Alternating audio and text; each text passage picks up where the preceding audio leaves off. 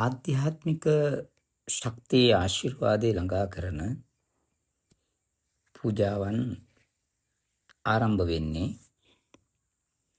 අඛණ්ඩ වතාවතක් දූතාංගයක් අසදෘශ දානයක් විදිහට. එය දෛනික ජීවිතයේ පේවීමක් වගේ. ඒ කියන්නේ ඊළඟ තියෙන පාරමිතා පූජාවට පේවීමක් වගේ. අනාගත ලෝකයේ පහළ වෙන්න ඉන්න 33 කෝටියක් දෙවිවරු මෙත් බුද්ධ ශාසනයේ පහළ වීමට සුදුසු තැන් සොයමින් සුදුසු තැන් බලමින් සිටිනවා. උන්වහන්සේලාට මිනිසත්කම ලබා ගැනීමට නිසි පරිසරය ගොඩනගන අයට මේ ආධ්‍යාත්මික ශක්තිය ළඟා කරගන්නත් ජීවිත ප්‍රාර්ථනාවන් සඵල කරගෙන ලැබූ මිනිසත්කම අර්ථවත් කරගන්නත් හැකියාවක් තිබෙනවා. පාරමිතාවේ ආනුභාවයෙන් දැන නොදැන සිදුවන අකුසල් සමනය කළ කුසල් වඩාගෙන මාර බලවේගයන් පරාජය කරමින් මේ ජීවිතය ලස්සන කරගන්න අවස්ථාව තිබෙනවා. අපි ඕනෑම පින්කමක් වෙනුවෙන් පේවීමක් තියෙනවා. ඒ පේවීම කියලා සමහර අය හිතන්නේ මේ මල ගෙවල් වලට, කිලි ගෙවල් වලට, මේ වගේ තැන් වලට නොවන එක කියන එක. හැබැයි ඊට වඩා අපේ ගෙදරක දොරක පාරිශුද්ධ භාවයෙන් ආරම්භ කරලා අපි ආහාරයෙන් පේවෙන්න ඕනි. ආහාරයෙන් පේවෙනවා කියලා කියන්නේ අෂ්ටඵල ආහාරයට පුරුදු වෙන එක. අෂ්ටඵල ආහාරය දෙතිස්ඵල ආහාරයක් දක්වා එක වර්ගයකින් 4 ගානේ වර්ග 8කින් 32ක් පවුලේ ඉන්න හැමෝම එකතු කරලා ලේඛනගත කරගෙන ඒ ආහාරය Tamanගේ ගෙදරට උරු පුරුදු කරගන්න එක. ලංකාවේ ජීවත් වෙන කෙනෙක් නම් මේ හෙළබිමේ ආහාරයම ජීවිතයට පුරුදු වෙනවා. හෙළබිමේ උපන් කෙනෙක් වෙනත් රටක ජීවත් වෙනවා නම් මේ රටේ ආහාරත් එම රටේ ආහාරත් පමණක් ආහාරයට ගන්න ආකාරයට මේ දෙතිස් පලාහක ආහාරය Tamanගේ ජීවිතයට සූදානම් කරගන්න. මොකද මේ පරිසරයට අනුව තමයි මිනිසාගේ ජීවිතේ පවතින්නේ. ඒ නිසා මේ පරිසරයේ Tamanගේ ගෙදරට ළඟම තිබෙන තැනක වැවෙන භෝගයන් මේ ජීවිතේ ශක්තිමත් කරන්න ඉතාම වැදගත් වෙනවා. ඒ වගේම මේ භූමීන් වලට විවිධ භෝග පහළ වෙන්නේ දෙවියන්ගේ බඹුන්ගේ ආශිර්වාදයෙන්. අනාගත ලෝකේ මෛත්‍රී බුද්ධ ශාසනය පහළ වෙන්න සුදුසු තැන් ආශ්‍රිත කරගෙන තමයි මේ උන්වහන්සේලාට දන්පැන් සඳහා අවශ්‍ය ජලය ආහාර පහළ වෙන්නේ. අන්න ඒ ආහාරය ඔබ හොයන්න පටන් ගන්න ඕනේ. ඒ ආහාර වර්ග 32 ඔබේ ජීවිතයට පරිභෝජනය කරන්න පුරුදු කරන්න ඕනේ. ඒ වගේම අනුමෝදනාවත් දෙතිස් අනුමෝදනාවත් එසේම දෙතිස් ෂඩායතනයත් දෙතිස් ධම්මෝෂධයත් කියන මේ අභ්‍යාස 4ම ඔබ පූජාවකට පේවීම සඳහා අඛණ්ඩව දෛනික ජීවිතේ පුරුදු කළ යුතු වතාවතක්. ඒ වෙනුවෙන් වෙනමම වෙහෙසෙන්න අවශ්‍යතාවයක් නැහැ. දෛනික ජීවිතයේ ඔබ කරන දේම නිසියාකාරව කිරීම තුළයි මේක සිද්ධ වෙන්නේ. අපි උදාහරණයක් ලෙස හිතුවොත් ඔබ හැමදාම ආහාර පාන ගන්නවා. ආහාර පාන ගැනීමට භාවිතා කරන ආහාර වර්ග 32 ඔබ හඳුනා ගන්න ඕනේ. ඒක හැමදාම එකම ආහාරය පරිභෝජනය කරන්න නැතුව ඔබේ ශරීරයේ නිසියාකාරව පවතින ඒ අදාළ අරමුණ කරා ගමන් කරන තුරු පවතින ඔබ තුල තිබෙන්න ඕනේ ඒ ආධ්‍යාත්මික ආහාරයක්. ඒකට තමයි දෙවියන්ගේ බැල්ම තියෙන්නේ. දෙවිවරු 32 දෙනෙකුගේ බැල්ම ගන්න අපි ආහාරය පුරුදු කරනවා. දෙවියන් 32 දෙනෙකුගේ බැල්ම ගන්න අපි අනුමෝදනාව පුරුදු කරනවා. දෙවියන් 32 දෙනෙකුගේ බැල්ම ගන්න අපි දිනචර්යාව 32 ආකාරව පුරුදු කරනවා. ඒ වගේම දෙවියන් 32 දෙනෙකුගේ බැල්ම ගන්න අපි ආධ්‍යාත්මික අභ්‍යාස නැත්නම් ධම්මෝෂධ අභ්‍යාස 32 ආකාරව දිනු කරන නිසා තමයි මේ දෙතිස් ඵල පූජාව කියලා කියන්නේ. ඒකට අෂ්ටඵල කියලා කියනවා. අෂ්ටඵලය කියලා කියන්නේ තමන්ගේ පරම්පරාවේ අය 8 දෙනා. ඒ අෂ්ටඵලයේ ඉන්න අයට ඒ තමන්ගේ පරම්පරාවටත් තමන්ටත් නිසි ආරක්ෂාවක් රැකවරණයක් ළඟා කරගෙන ජීවිතේ ලස්සන කරගන්න තමයි මේ ආධ්‍යාත්මික පූජාව අපි දෛනික ජීවිතේ අඛණ්ඩ වතාවතක් විදිහට පුරුදු පුහුණු කරන්න ඕනේ. ඒ වතාවත පුරුදු පුහුණු කිරීමම පේවීමක් වෙනවා. දැන් අපි ආහාර ගැනීම එක පේවීමක්, ආහාර සොයා ගැනීම, ඒ වගේම ආහාර සකස් කරලා වේලාවට පිළිවෙලට පරිභෝජනය කිරීම ඒකත් ෂඩායතනේ පේවීමක්. එතකොට වර්ග දෙකකින් ක්‍රම දෙකකින් කියන්නේ බුද්ධ භෝගයක් විදිහට තමන්ගේ ගේ දොර ඉඩකඩම් වතු පිටිවල තමන්ම වවල සකසනවා නම් ඒක බුද්ධ භෝගයක් බවට පරිවර්තනය වෙනවා. ඒ තත්ත්වයට සකස් කරගත් එක දානයක් ලෙස සකසලා හැමදාම වේලාවකට පරිභෝජනය කරනවා නම් ඒ තුලම තවත් ආධ්‍යාත්මික ශක්ති ළඟා කරන දෙවියන්ගේ බැල්ම ඔබ කරා ළඟා වෙන්න පටන් ගන්නවා. මෙන්න මේ අභ්‍යාස 4 32 ආකාරව ගත්තොත් 32 ඒවා 4ක් ඔබ දෛනික ජීවිතේ පුරුදු කරන්න ඕනේ. තෙරුවන් වන්දනා කරන එක, සිංහාසන වඩන එක දෛනික ජීවිතේ සාමාන්‍ය වෙන එක, තෙරුවන් වන්දනා කරන එක, ගාථා කියන එක, පහනක් පත්තු කරන එක, අතිරේක ආධ්‍යාත්මික අභ්‍යාස වලින් ධම්මෝෂධ අභ්‍යාස විතරයි සමහර දේවල් අතිරේක ඔබේ දිනචරියාවට එකතු කරගත යුතු දේවල් විදියට තියෙන්නේ. අනිත් සියලුම දේවල් ඔබ මේ ජීවිතය තුළ කරන කටයුතු සාමාන්‍ය කටයුතු වලින් වෙන් කරලා ආධ්‍යාත්මික ස්වභාවයට ගොඩනගා ගැනීම තමයි මේ තුල අපි විශේෂයෙන් කතා කරන්නේ. මෙන්න මේ වතාවත පුරුදු පුහුණු කරන අයට අපට තියෙනවා ආධ්‍යාත්මික පාරමිතා පූජාවන් 4ක්. ඒ පාරමිතා පූජාවන් 4 සම්පූර්ණ වෙද්දී සම්පූර්ණ වෙනවා නම් අපි දවසින් දවස වැඩි වී යනවා නම් මේ මිනිස්සත් භවයේ තුල අපට අනිවාර්යෙන්ම මෛත්‍රී බුද්ධ ශාසනයේ චීවර පිණ්ඩපාත සේනාසන ගිලාන ප්‍රත්‍ය කියන සිව්පස දාණය පූජා කිරීමේ වාසනාව ලැබෙනවා. චීවරය කියන්නේ බුදුරජාණන් වහන්සේට උන්වහන්සේගේ ශාසනයට චීවරයක් පූජා කිරීමේ වාසනාව ලැබෙනවා. එහෙම නැත්නම් පිණ්ඩපාත කිව්වොත් දන් හැන්දක් පූජා කිරීමේ වාසනාව ලැබෙනවා. සේනාසන කිව්වොත් විහෙර විහාර ඉදි කිරීමේ වාසනාව ලැබෙනවා. ගිලාන් ප්‍රත්‍ය කිව්වොත් උන්වහන්සේලා වෙනුවෙන් ඒ අවශ්‍ය උපාංග අපගේ දෑතින් නිර්මාණය කරලා කල්පවෘක්ෂ පූජාවක් විදිහේ පාරමිතාව සම්පූර්ණ කරලා ඒ ගමන්ට යන්න ලැබෙනවා. අන්න ඒ උතුම් පූජාවේ අසිරිමත්ම පූජාවක් පැවැත්වෙන කාලයක් තමයි මේ අවුරුද්දක් ගෙවිලා අවුරුද්දක් ලබන ඒ අසිරිමත් මොහොතේ පවත්වන බක්මහේ අගසස් මහා මංගල්‍යය. ඒ අගසස් මහා මංගල්‍යය සඳහා මේ මිටිහාලේ මුරුතැන් පූජාව පුරුදු පුහුණු කරන අය තමයි මේ කටයුතු සූදානම් කරන්නේ. ඒ මිටිහාලේ මුරුතැන් පූජාව මේ පුරා වසරක් මුරුල්ලේ නිස්යාකාරව පවත්වාගෙන ගිය කෙනෙක් එයාගේ ජීවිතේ විවිධ ලෙස ප්‍රාර්ථනා සඵල වෙලා ඒ සඵල වීමේ බාරොප්පු කිරීමේ පූජාවක් විදිහට ඒ කියන්නේ තමන්ගේ ජීවිතේ ලස්සන වීමේ කෘතගුණ දැක්වීමේ විශේෂ පූජාවක් විදිහට තමයි මේ අග්‍රසස්්‍ය පූජාවට අපි පුරුදු පුහුණු යොමු වෙන්නේ.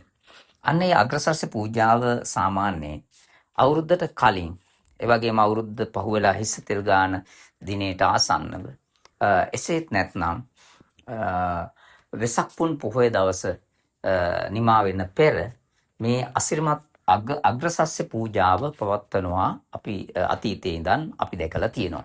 අන්න ඒ උතුම් පූජාවට දැන් අපි මේ වසරේ සූදානම් වෙනවා. ඒ නිසා මිටිහාල් වෙන් කරමින් මුරුතන් පූජාව සඳහා සූදානම් වුණ අය අපි එයාට දැනුවත් කළ තියෙන ඔබට මුණ ගැසෙන කෙත්වතු වගා කරමින් ජීවන මාර්ගයක් කරගෙන වතු පිටි වවලා ජීවත් වෙන ගොවියන් අඳුන ගන්න ඕනේ. මොකද ඒ අය අතර තමයි මෛත්‍රී බුද්ධ ශාසනයට දන්පැන් පූජා කරන අය ඉන්නේ. අන්න එයාට මේ පණිවිඩය අරගෙන ගිහිල්ලා කුඹුරේ ගොයන් කපලා ඉවර නැතිනම් කුඹුරේ ඇවිදලා ශස්ත්‍රීකමත්ම වීකරල් පඳුර සොයාගෙන එක ගලවලා නොඉදුල්ව රෙදි කඩක ඔතලා ඒ අග්‍රසස්්‍ය පූජාවට වෙන් කරන්න කියලා තමයි අපි කියන්නේ. එවැනි පූජාවන් අඩුම තරමේ 28ක්, ඒ කියන්නේ එවැනි කුඹුරු 28ක් හෝ 84ක් දක්වා තැනකින් මේ අග්‍රසස්්‍ය පූජාවට වීකරල් ඔබට එකතු කරගන්න පුළුවන් නම් ඒක මහා ආශ්චර්යමත් වූ පූජාවක්. අපිට ඒ කටයුත්තට අපිට ඒක ලැබෙන එකත් වාසනාවක්. එයාගේ නම, ගම, දිස්ත්‍රික්කය ඒ වගේ තැන් හරිය නිසියාකාරව ලේඛනගත කරලා ඒ පූජාවන් 28 රැගෙන ඉන්න ඕනේ. ඒ වගේම ගොවියෙක් අවශ්‍ය වෙනවා මේ උතුම් අගසස් පූජාව පවත්වන්න. අපි හිතමු කුඹුරු කපලා ඉවරයි. දැන් තිබෙනවා අලුත් වී, අලුත් සහල්. එහෙමනම් අපිට පුළුවන්කම තියෙනවා අලුත් වී එකක් ඒ නම ගම දිසාව ලේඛනගත කරලා අලුත් වී අරගෙන එන්න. ඒත් 28ක් හෝ 84කට වඩා වැඩි ප්‍රමාණයක් එකතු කරගන්න ඕනේ. අලුත් වීත් අලුත් සහලුත් මේ දෙකම පුළුවන් වෙන වෙනම ගන්න ඕනේ. අලුත් වී වලින් මුරුතැන් පූජාවක් වෙනම හදනවා. අලුත් සහල් වලින් මුරුතැන් පූජාවක් වෙනම හදනවා. අගසස් වලින් මුරුතැන් පූජාවක් වෙනම හදනවා. මිටිහාලෙන් මුරුතැන් පූජාවක් වෙනම හදනවා. මේක අසිරිමත් වූ පූජාවක්. ඒ වගේම මේ පූජාවට අලුත් ධාන්‍ය අෂ්ට ධාන්‍ය, ඒ කියන්නේ අලුත් මේ කන්නේ අසද්දපු කවුපි මුං ආදී ධාන්‍ය වර්ග අපිට ඕන තරම් පුළුවන්කම තියෙන. ඒ වගේම මේ පූජාවට ධාන්‍ය වර්ග 8ක් අත්‍යවශ්‍යයි. ඒ කියන්නේ මේ අලුත් සහල් හෝ අලුත් වී හෝ අලුත් අගසස් හෝ එකතු කරා නම් ඒ අය මේ පූජාවට එකතු කරගන්නවා තව අෂ්ට ධාන්‍ය අලුත් ධාන්‍ය හෝ අලුත් ධාන්‍ය වලින් අෂ්ට ධාන්‍ය හරි එකතු කරගන්න ඕනේ. ඒක වගා බිමකින්ම වගා කළ ගොවි බිමකින්ම ලබා ගත යුතු වෙනවා. ඒකට අතිරේකව ලදපස් මල් අත්‍යවශ්‍ය වෙනවා. ඒ ලදපස් මල් අතරට සමාන පිච්ච මල් පොහොට්ටු අඩුම 14ක වගේ ප්‍රමාණයක් එකතු කරගත යුතු වෙනවා. ඒ ප්‍රමාණය ඔබගේ නිවසේ තිබෙන මල් ගසක නම් ඒක ඊටාම හොඳයි. එහෙම නැත්නම් ඔබගේ අම්මා තාත්තා සහෝදර සහෝදරයන් ස්වාමි බිරිඳවරු ඒ පරම්පරාවන් වලින් ඔබ නිතර යන තැනක ඒ පූජනීය වූ පාරිශුද්ධ වූ උතුම් තැනකින් ඒ උතුම් මල් ටික සොයාගත යුතු වෙනවා. එලාබ ඊතනාදී දේවල්ද මේ කටයුත්තට එකතු කරන විදිහ බිරිඳ අපි ගන්න මේ වී කරල් වල වී වලින් නැත්නම් අලුත් වී වලින් බිරිඳ හදලා ඒ පූජාවට අපි එකතු කරගන්නවා. මේ උතුම් පූජාව අපි වෙසක් පොහොය දවසේ ශ්‍රී මහා බෝ අඩවිය කේන්ද්‍රගත කරගෙන මේ පින්කම සූදානම් කරමින් යනවා. ඔබට අපි ඒ පින්කම සඳහා සූදානම් වෙන්න කියලා අපි විශේෂයෙන්ම දැනුවත් කරනවා. ඒ උතුම් පූජාව බක්මහේ අසිරිමත් මහා මංගල්‍ය ඔබේ ජීවිත වාසනාවන්ත කරන, දූපුතුන්ගේ ජීවිත වාසනාවන්ත කරන අෂ්ටඵල දෙතිස්ඵල පූජා විදිහට තමයි අපි මේක කරන්නේ. ඒ වගේම මේ උතුම් පූජාව මිටිහාල් එකතු කරමින් මුරුතන් පූජාවන් සකස් කරපු කණ්ඩායම් මගින් මේ පූජාව විශේෂයෙන්ම පවත්වන්න සූදානම් කරන්නේ. ඒ අය හැම කෙනෙක්ම එක මුරුතන් පූජාවක් තබපු කෙනෙක් අඩුම තරමේ එක අග්‍රසස්්‍ය පූජාවක්වත් සූදානම් කළ යුතු වෙනවා. ඒ වගේම මේ පින්කමට ඔබටත් ඔබේ පරම්පරාවේ අෂ්ටඵලයෙන්, ඒ කියන්නේ 7 දෙනෙක්ගෙන් යුක්ත කණ්ඩායමකට 8 දෙනෙක්ගෙන් යුක්ත පිරිසක් එකතු කරගත යුතු වෙන. කියන්නේ සඳෑවැසි මව්පියා, ගෘහපති ගෘහපතිනිය, කුමර කුමරිය, දුව පුතා ආදී මේ වර්ග 8න් මේ පූජාවට සහභාගී වෙන්න අපි අවස්ථාව. ඒක ඔබම තෝරලා වර්ග කරලා එකතු කරාට පස්සේ තමයි ඒ කටයුත්තට අපි එකතු කරන්නේ. ඒ ලේඛනගත කරන අඳුනාගත්, ඒ කියන්නේ මේ වතාවතට අගසස් පූජාවේ 28 දෙනෙක් ආවොත් එක්කෙනෙකුට පූජාව හදන්න එන්න පුළුවන්. ඒ වගේම මුරුතන් පූජාව සඳහා මිටිහාල් වෙන් කරමින් මේ වසර තුර මේ පූජාවට සහභාගී වෙච්ච පවුල්වල අයට මේ පින්කමට සහභාගී වෙන්න පුළුවන්. ඒ වගේම මේකේ අසදෘශ මහා දානයක් විශේෂයෙන් පවත්වන්න සූදානම් කරනවා. අපි එකින් එකට මේ පණිවිඩ ටික ඔබට දෙන්න සූදානම් වෙනවා.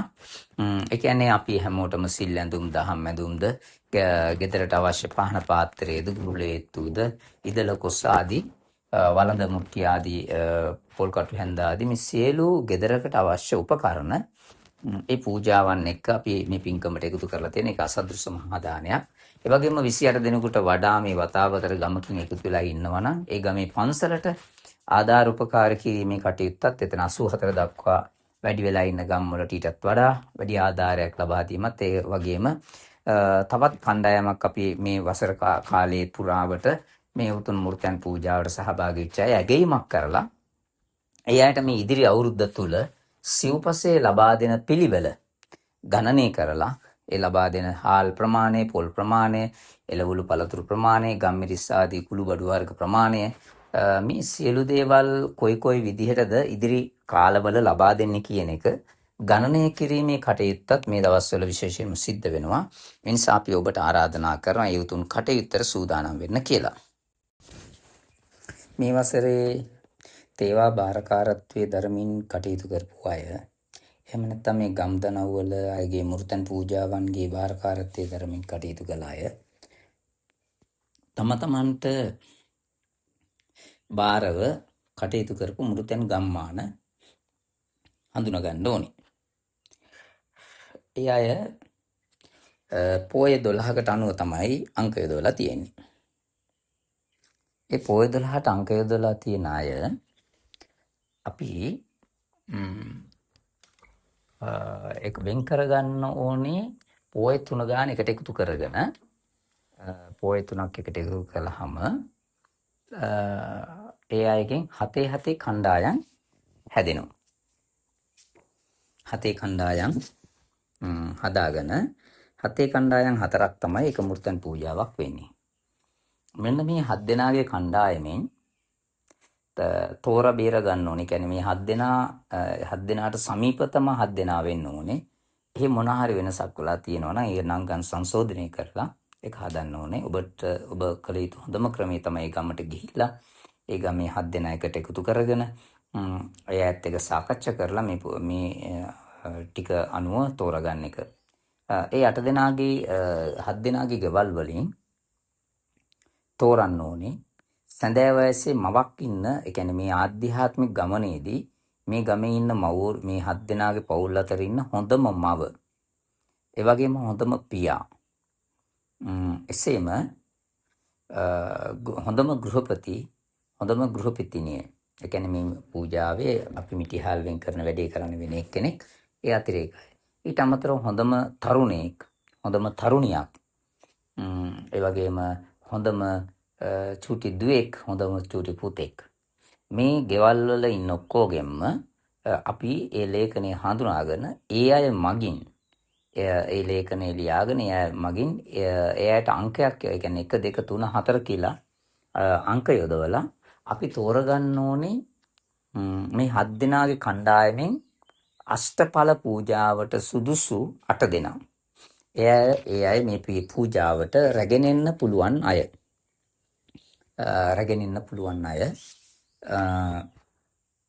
ඒ වගේම ඊට අතිරේකව අපිට තව මේ 7 දෙනාගේ පවුල් අතරින්, ඒ කියන්නේ 7 දෙනාගේ පවුල් අතරින්ම තමයි මේ 8 දෙනා තෝරගත්තේ. එයා අතරින් කුඩාම දුව පුතා ආවොත් අපිට ඒ සමහරට එයාගේ මව පියා කාට හරි සහභාගී වෙන්න අවස්ථාව දෙන්න වෙනවා.